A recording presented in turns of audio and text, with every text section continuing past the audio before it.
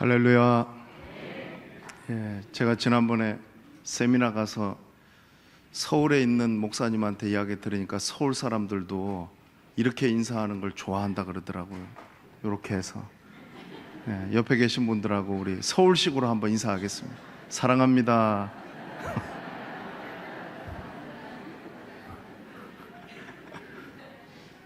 안 좋아할 것 같은데 요거 하는 거를 서울 사람들도 좋아한다 하더라고요. 저기 서울에 있는 목사님의 말이었습니다. 여러분, 크리스토퍼 컬럼부스를 다 아실 겁니다. 신대륙을 발견한 위대한 탐험가입니다. 이 컬럼부스가 제일 처음 갔던 곳이 산토 도밍고라고 하는 지역인데, 거기 가보니까 평생 한 번도 보지 못한 나무와 꽃과 풀들이 있는 거예요. 근데 이 컬럼버스의 눈앞에 휙 하고 새 한 마리가 지나갔는데, 이 컬럼버스의 글에 이렇게 쓰여져 있었습니다. 새로운 땅에 발을 딛다. 이곳에 있는 종달새는 스페인에 있는 그 어떤 종달새보다도 아름답게 지저긴다. 근데 이게 맞는 말이 아니었습니다. 왜냐하면 산토 도밍고에는 종달새 비슷한 종류도 없었기 때문입니다. 근데 왜 콜럼부스가 자기 눈앞에 지나가는 그 신대륙의 새를 종달새라고 이야기했냐 하면은, 그가 본 것이 종달새가 전부이기 때문에 그런 거예요. 자, 여러분, 눈이 바뀌지 않으면은 아무리 새로운 것을 봐도요, 그게 뭔지를 깨닫지를 못하는 거예요. 콜럼버스는 구대륙의 눈으로 지금 신대륙을 보고 있었기 때문에 자기가 본 거는 종달새가 전부인 거예요. 그러니까 그 이름 모를 새도 종달새로밖에 보이지 않는 겁니다. 우리의 삶 속에 하나님의 은혜는 묵은 은혜가 아니라 날마다 새로운 은혜가 임하는 줄로 믿습니다. 제가 지난주에 내게 은혜를 베푸시옵소서라는 제목으로 설교를 했습니다. 여러분도 한 주간 삶 속에 하나님의 은혜가 임했습니까? 어떤 은혜가 임했습니까? 근데 어떤 사람은 그 하나님의 은혜를 본 사람이 있는데, 어떤 사람은 그것을 보지 못하고 그렇게 살았을 겁니다. 그 왜 그러냐 하면 눈이 바뀌지 않았기 때문에 그런 거예요. 하나님께서 지난 한 주간 저에게 보여주신 은혜가 있었는데, 우리 주일학교 어린이 중에서 한 어린이가 감사헌금 봉투에다가 이렇게 적었더라고요. 동부산 대회에서 암송으로 2등이라도 하게 해주신 것 감사합니다. 기특하지 않습니까, 여러분? 아니, 2등은 아무것도 아닙니까? 어떤 사람은요 1등 해도 감사 못해요. 근데 어떤 사람은 꼴등 해도 감사하더라고요. 그거 왜 그렇습니까? 바라보는 눈이 다르기 때문에 그런 거예요. 제가 그 내용을 보고 한 주간 동안 마음이 흐뭇한 거예요. 이런 마음으로 살아야 되겠다. 이제 올해도 얼마 남지 않았는데, 아무리 작은 일이라 할지라도 하나님께서 저와 여러분들의 삶 속에 베풀어 주신 은혜에 감사하시기를 주의 이름으로 축원합니다. 그런 마음으로 살아야지 우리가 제대로 신앙생활 하면서 사는 겁니다. 자, 그런데요, 하나님의 은혜가 있음과 동시에 우리의 삶에는 어려움도 있더라는 거죠. 그런데 우리에게 시시각각 찾아오는 그 어려움들은요, 똑같은 형태로 찾아오지는 않습니다. 지난번에 이런 어려움이 찾아왔는데, 이번에는 전혀 다른 차원의 어려움들이 찾아오게 된다는 겁니다. 그리고 사람마다 때마다 이 어려움들이 다르기 때문에 우리가 힘들어하는 거예요. 근데 제일 당황스럽게 하고 힘든 건 뭡니까? 끝난 줄 알았는데 그것이 끝이 아닐 때가 제일 우리가 어려워할 때입니다. 자, 느헤미야를 우리가 보게 되어지면, 느헤미야에게는 외부로부터의 어려움이 있었지 않습니까? 근데 그것이 다가 아니라 내부로부터의 어려움도 있었습니다. 그리고 공동체를 향한 어려움도 있었지만은, 오늘 느헤미야 6장 말씀은 느헤미야 개인을 공격하는 개인적인 어려움이라는 거예요. 자, 그 어려움이 어떤 어려움이었는지 본문 1절 말씀을 보게 되어지면은 이런 말이 나오고 있습니다. 무너진 예루살렘 성벽의 틈을 점점 메워가고 있을 그때에, 다 끝난 줄 알았을 그때에, 그때가 언제냐면 아직 성벽의 성문의 문짝을 달지 못할 그때라고 말합니다. 야, 이게 의미심장하다는 거예요. 자, 성벽에 이제 문짝만 달면은 완성되고 적들을 막을 수가 있는데, 아무리 성벽을 높게 쌓고 두껍게 튼튼하게 쌓아도 문짝이 달리지 않으면은 그 문짝 문 성문으로 들어오면 적들이 얼마든지 들어올 수 있는 거지 않습니까? 이 대적들의 공격이 다 끝난 줄 알았는데 그때 다시 시작되고 있더라는 거예요. 뭐라고 얘기하냐면은 산발락과 게셈이 이렇게 이야기를 하는 거예요. 나하고 오노 평지 한 촌에서 만나자는 거예요. 이 오노 평지는 예루살렘에서 북서쪽으로 약 32km 정도 떨어져 있는 지역인데 비교적 먼 거리입니다. 요즘의 교통수단이 아니라 그때 당시로 말하면은 한참 떨어진 한적한 곳인데 왜 거기에 만나자고 했겠습니까? 느헤미야가 있는 곳은 예루살렘 성안이었습니다. 그 성경 말씀에 보면은 해하고자 하기 위해서 그렇게 했다는 거예요. 먼 곳에 불러내가지고 지도새도 모르게 없애버리려고 이 대적들이, 원수들이 느헤미야를 지금 만나자고 불러내고 있다는 거예요. 여러분, 우리도 살다 보면은요, 누구하고 이렇게 만나자고 할 때가 있잖아요, 그죠? 근데 만나자고 할 때 여러분들 주로 어떤 마음으로 만나자고 하세요? 좋은 마음으로 내가 만나고 반가워하면은 정말 그거는 좋은 만남이에요. 그런데 어떤 경우의 만남은 우리가 마음이 좀 좋지 않은 마음을 가지고서 만나자고 할 때도 있지 않습니까? 아닙니까? 저도 목회를 하다 보면은 성도들이 주로 만나자고 하는 거는 목사님하고 뭐 이렇게 좀 이야기도 하고 싶고 감사의 마음을 표하고 싶어서 할 경우도 있는데, 어떤 분들은 뭔가 이렇게 할 말이 있어가지고 저보고 만나자고 하는 거예요. 알죠, 그거. 근데 여러분 잘 생각해 보십시오. 우리가 누구를 만나자고 할 때는 좋은 마음을 가지고 만나자고 해야 되는 거예요. 우리 범청교회 성도님들은 여기 산발락과 도비아와 게셈과 같이 그런 만남을 만나자고 하지 마시기를 주의 이름으로 축원합니다. 이렇게 만나자고 했을 때 느헤미야가 어떻게 이야기를 하고 있냐 하면은 핑계를 댄 게 아니라 사실을 가지고 이야기하고 있지 않습니까? 나는 지금 하나님의 큰 역사를 이루고 있기 때문에 갈 수 없다는 거예요. 내가 어떻게 이 역사를 중지하고 갈 수 있겠냐는 거죠. 사실입니다. 이것은 지금 느헤미야가 다른 데 한눈 팔 시간이 없었다는 겁니다. 이거는 뭘 말하냐 하면은 느헤미야에게 주신 사명을 느헤미야가 잊어버리지 않겠다라는 거예요. 여러분, 우리가 거절할 때도 잘해야 됩니다. 어떤 사람한테 거절할 때에 감정적으로 대처하면 안 됩니다. 근데 오늘 느헤미야가 잘한 것은 뭐냐 하면은 있는 사실 그대로 이야기하고 있는 거예요.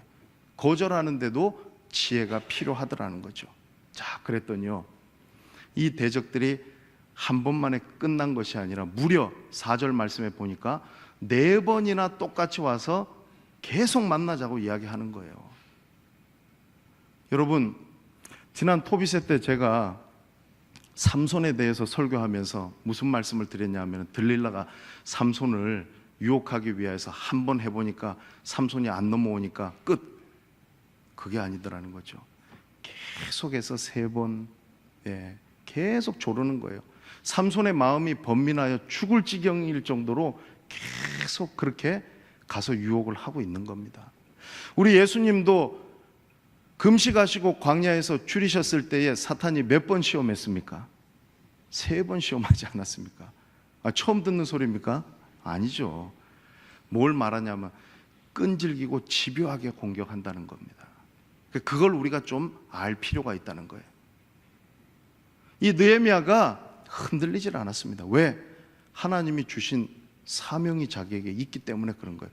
이 성벽의 역사를 끝내기 전에는 그 일에 자기가 가서도 안 되고 거기에 마음을 또 치우쳐도 안 된다는 것을 느헤미야가 분명히 알았다는 겁니다. 근데 여러분, 한 가지 여기서 우리가 또 눈여겨볼 수 있는 것은 뭐냐면, 이 공격을 지금 누구에게 하고 있느냐, 그걸 좀 보자는 거예요. 누구에게 하고 있습니까? 지도자에게 하고 있다는 거예요. 제가 일부 예배 때 이렇게 물어봤어요. 담임 목사는 성도들 한 분 한 분을 위해서 기도해야 되고, 마땅히 또 제가 정말 여러분들을 사랑하고 그렇게 섬기면서 목회를 해야 되죠. 근데 제가 여러분들 위해서 기도한다고 해서 여러분들은 저를 위해서 기도를 안 하시면 되겠습니까? 안 되겠습니까?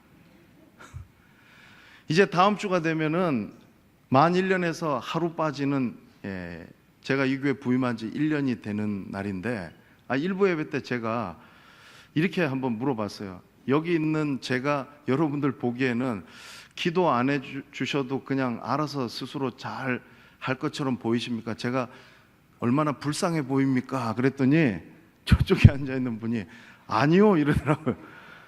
불쌍해 보이지 않는다고 너무 솔직하게 말씀을 해주셔도 마음에 부담이 확 되는 거예요. 근데 여러분, 제가 진짜 엄살 떠는 게 아니고요, 기도해 주셔야 돼요. 아멘. 저도 여러분들 위해서 기도합니다.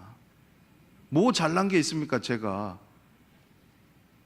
여러분들 위해 기도하고 말씀 준비해서 하나님 뜻이면 가는 거고, 그렇지 않으면은 또 그 부분에 대해서 뭐 제가 뭐라고 그걸 갖다가 제 주장을 내세우면서 나아가겠습니까?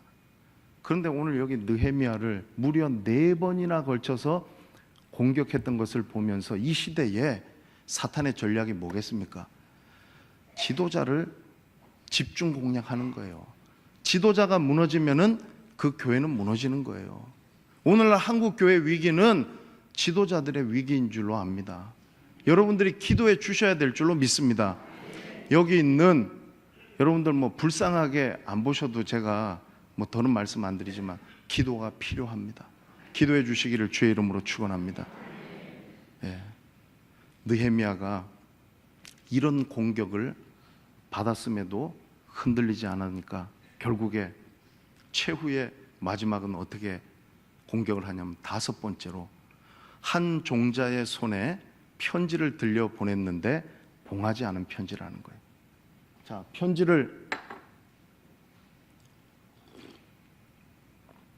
임봉하지 않은 거는 어떤 의미냐면은 누구든지 열어볼 수 있는 거잖아요. 그 내용을 다 보게끔 일부러 그렇게 한 거예요. 그런데 그 내용이 이제 기가 막힌 거죠. 네가 예루살렘 총독으로 와가지고 성벽을 건축하는 것은 스스로 왕이 되려 합니다. 자, 이것은 사실입니까? 사실이 아닙니까? 사실이 아니에요. 헛소문이라는 거죠. 악성 루머예요. 그런데 그렇게 해서라도 흠집을 내려고 하는 게 지금 대적들의 방법이었다는 거죠. 여러분, 요즘 우리가 사는 이 시대는요, 여러분들 인터넷이나 어떤 매체에서 나오는 뉴스를 얼마나 믿으시는지 모르겠지만 그거를 100% 다 믿으시면 안 돼요. 지난 미국 대선 때에 트럼프하고 힐러리하고 대선 경쟁을 할 때에 거기에 보도된 뉴스 중에서 가짜 뉴스하고 진짜 뉴스하고 어느 게 더 많았겠습니까? 가짜 뉴스가 더 많더라고. 진짜 뉴스는 700몇만 건인데 가짜 뉴스는 800몇만 건이에요. 그 정도로 여러분 심각한 거예요. 우리가 요즘 많이 하는 말 중에서 뭐뭐 카더라 하는 말 있잖아요. 그럼 여러분 그런 얘기 들을 때에 어떻게 생각하세요? 그게 진짜라고 여러분 생각하시기 전에 또 하나 알아야 될 것이 있는데, 여러분 양쪽 이야기를 들어봐야 되는 거예요. 그 정도는 우리가 할 줄 알아야 된다는 거예요.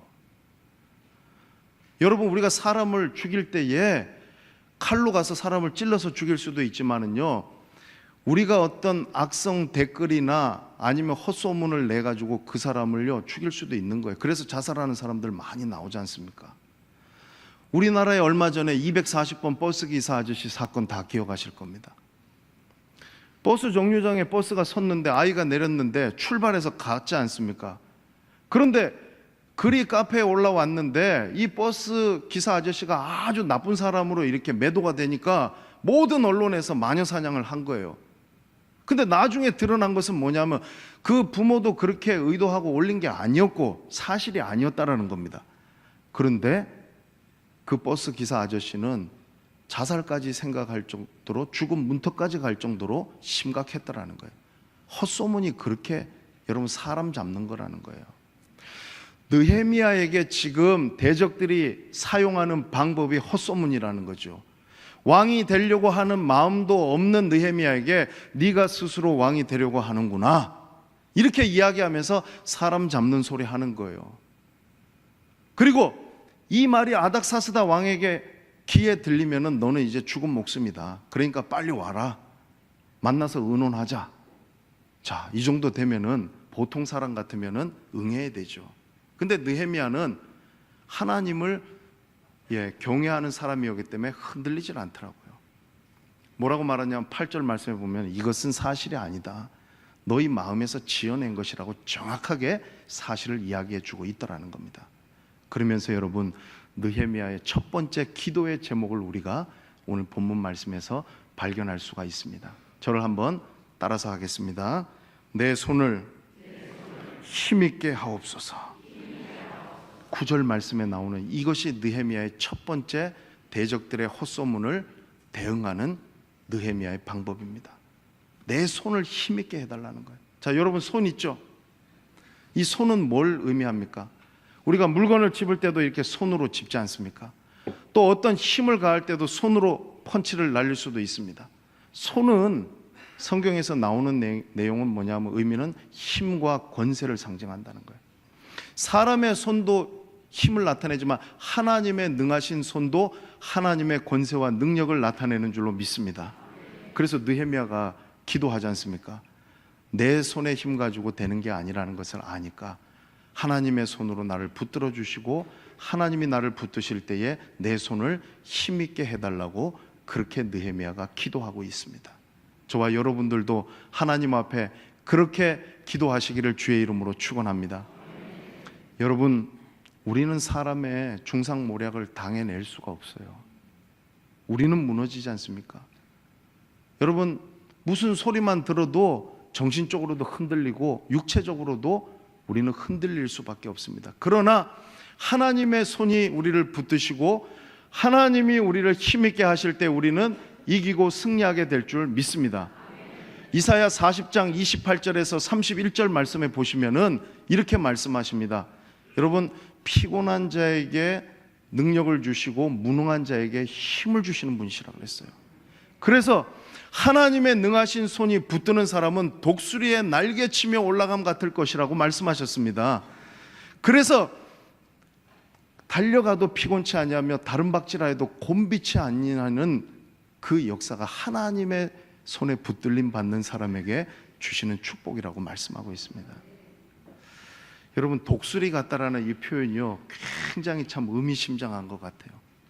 왜냐하면요, 독수리는 다른 새들이나 다른 피조물들에게 주지 아니한 특별한 독수리에게만 준 능력이 있는데 그건 뭐냐면 독수리의 망막이라는 거예요. 사람이나 다른 새들은 태양을 정면으로 직시하고 바라보면서 가면은요, 실명한다는 거예요. 그런데 독수리가 날아오를 때 태양을 정면으로 바라보면서 날아올라가도 독수리는 실명을 하지 않는다는 거예요. 그 왜 그러냐면 독수리의 망막이 특별하기 때문에 그런 거예요. 여러분, 독수리는 힘을 상징하지 않습니까? 하나님이, 우리는 연약하고 우리는 힘이 없지만은 저와 여러분들을 붙들어 주실 때 우리는 세상을 이기고 사탄을 이기게 될 줄로 믿습니다. 하나님이 저와 여러분들을 붙들어 주시는 거예요. 이사야 41장 10절 말씀에 두려워하지 말라, 내가 너와 함께 함이니라. 놀라지 말라, 나는 내 하나님이 됨이니라. 내가 너를 굳세게 하리라. 참으로 너를 도와주리라. 참으로 나의 의로운 오른손으로 너를 붙들리라. 할렐루야. 하나님이 붙드시면 우리는 세상도 이기고 사탄도 이기게 될 줄로 믿습니다. 하나님 손에 붙들림 받아야 되는 거예요. 미국의 노예 해방을 이끈 에이브라함 링컨은 우리에게 노예 해방을 이끈 유명한 위대한 인물로 알려져 있습니다. 이 링컨이 이제 남북 전쟁이 한창이던 때에 대선에 출마를 해서 대통령 선거를 하는데 이 링컨과 반대편에서 같이 출마했던 사람이 누구였냐면 스탠튼 장군이라는 분이었어요. 그래서 링컨이 올라가서 연설을 쫙 하고 내려왔더니 이 스탠튼 장군이 올라가서 이제 링컨을 공격하면서 인신공격성 발언을 하는 거예요. 뭐라고 얘기했냐면은, 여러분, 우리는 고릴라를 보기 위해서 동물원에 갈 필요가 없습니다. 여러분들 보는 이 앞에 지금 고릴라가 있지 않습니까? 여러분, 링컨의 실물을 보면은 링컨은 키가 한 192m 가까이 되는 아주 신체가 건장한 사람이었는데 불행하게도 얼굴이 좀 못생겼어요. 그러니까 이제 그 얼굴 가지고 인신공격을 한 거예요. 여러분, 이 고릴라의 머릿속에서 나오는 전략과 어떤 그런 이런 정치적인 그런 어떤 이런 것들을 가지고서 이 미 합중국을 맡길 수 있겠습니까? 하면서 이 스탠튼이 한 방 먹인 거예요. 그런데 누가 대통령이 됐겠습니까?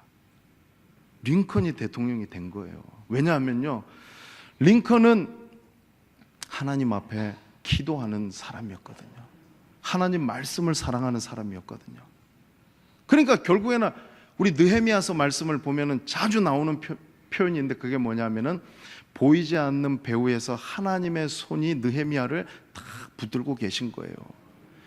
그러니까 이 링컨을 하나님께서 붙들어 주시니까 그 정치적인 대적들이 공격에도 흔들리질 않는 거예요. 그래서 대통령이 됐단 말이에요.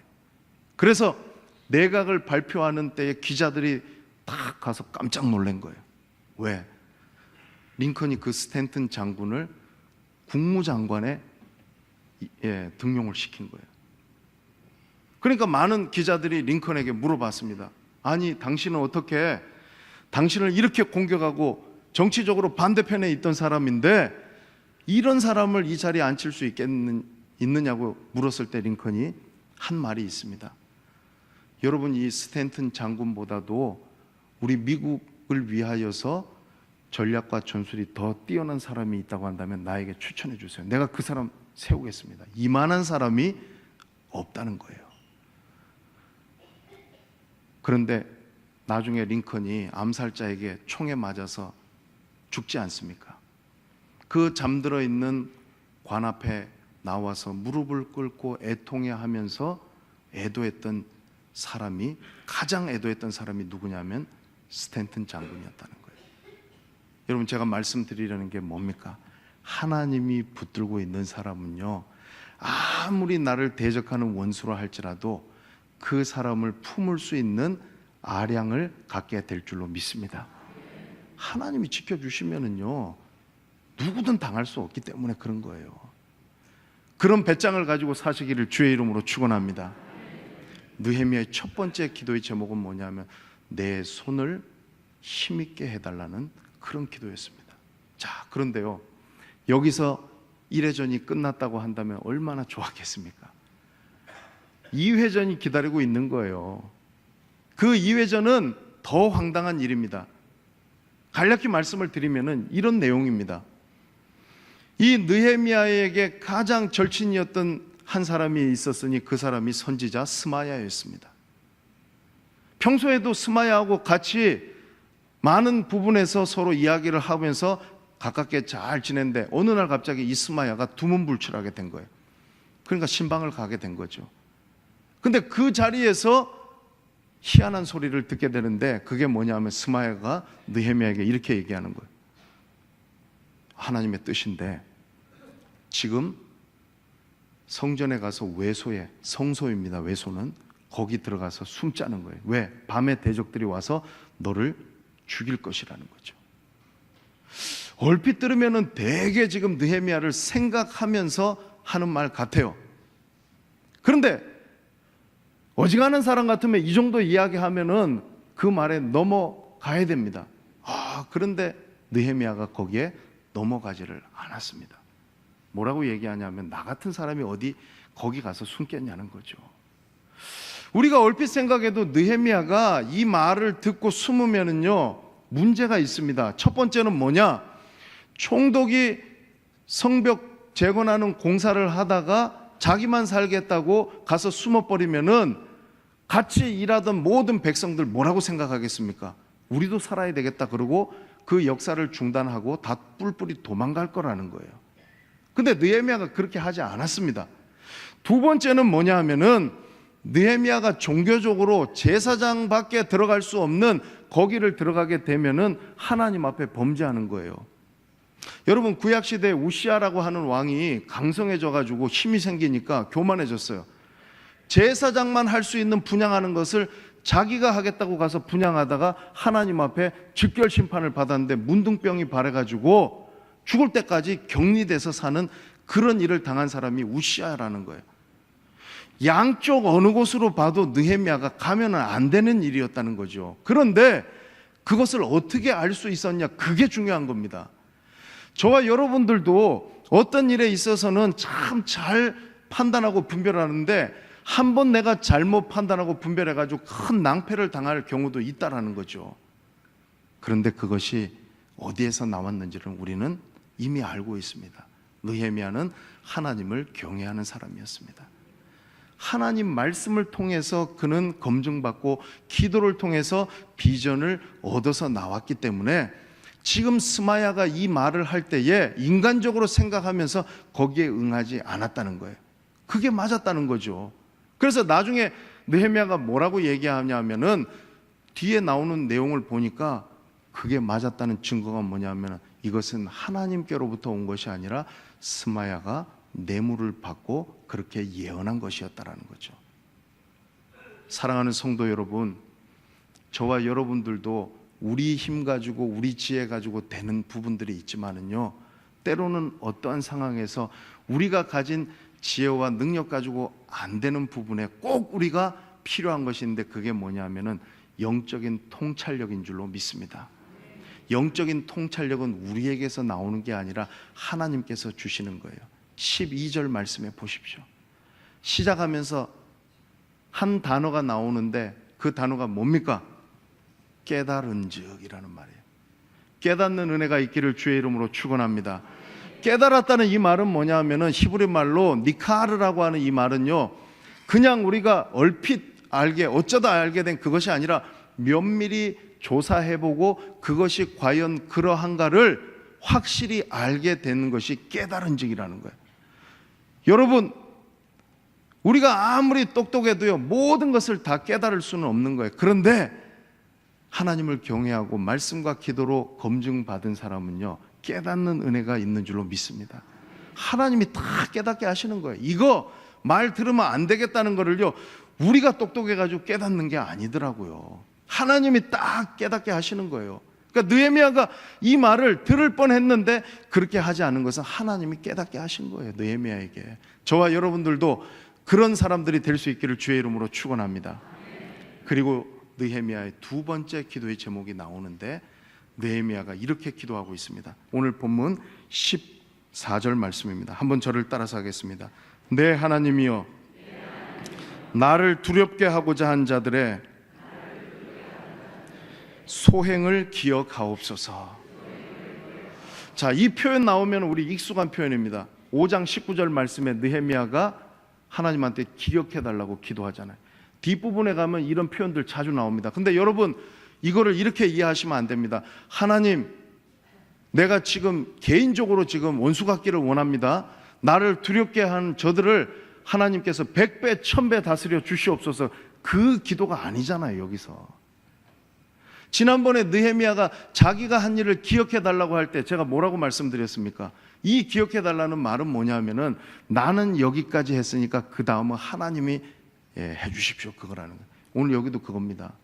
하나님, 나를 두렵게 하고 나를 방해하고 헛소문을 만들고 거짓 예언을 한 저들이 있는데 내가 할 수 없습니다. 하나님이 다스려 주옵소서. 하나님께서 그것을 해결해 주옵소서. 우리 문제는 뭐냐면 이거예요. 내가 다 하려고 하는 거예요. 내가 해결 보려고 하는 거예요. 내가 원수 다 갚으려고 하는 거예요. 아닙니다. 분명한 것은 뭐냐면은 하나님 앞에 기도하면 하나님께서 다 다스려 주시고 해결해 주실 줄로 믿습니다. 그래서 여러분, 이제 본문 15절과 16절을 우리 마지막으로 읽고 오늘 말씀을 좀 정리해 보고자 합니다. 오늘 읽지는 않았지만 오늘 말씀의 결론 부분에 해당하는 부분이니까 같이 한번 읽어보겠습니다. 시작.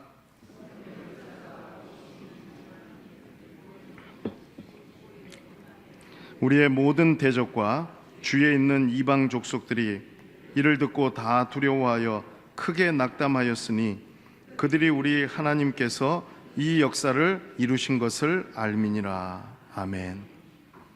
성벽 공사가 52일이라는 단기간 내에 끝나게 되었습니다. 기적이죠. 엘룰월이라고 하는 것은요, 태양력으로 하면 8월 중순에서 9월 중순을 말합니다. 그런데 이 공사가 이렇게 짧은 기간에 끝날 수 있었던 것은 이거는요, 사람이 봐도요 있을 수 없는 일이에요. 기적이라는 거예요. 근데 더 큰 기적은 어떤 기적이냐 하면은 BC 586년에 남유다가 느부갓네살 왕에게 최종적으로 망하고 나서 140년이라는 시간이 흘렀지 않습니까? 일제치하 36년도 긴데 한번 생각해 보세요. 140년 동안을 예루살렘 성벽이 무너진 채로 이 백성들이 살았으니 얼마나 피폐했겠습니까? 영적으로, 육적으로. 자, 그렇다고 한다면 무너진 예루살렘 성벽이 다시 재건된 것은요, 하나님의 백성으로서의 정체성이 다시 회복된 것인 줄로 믿습니다.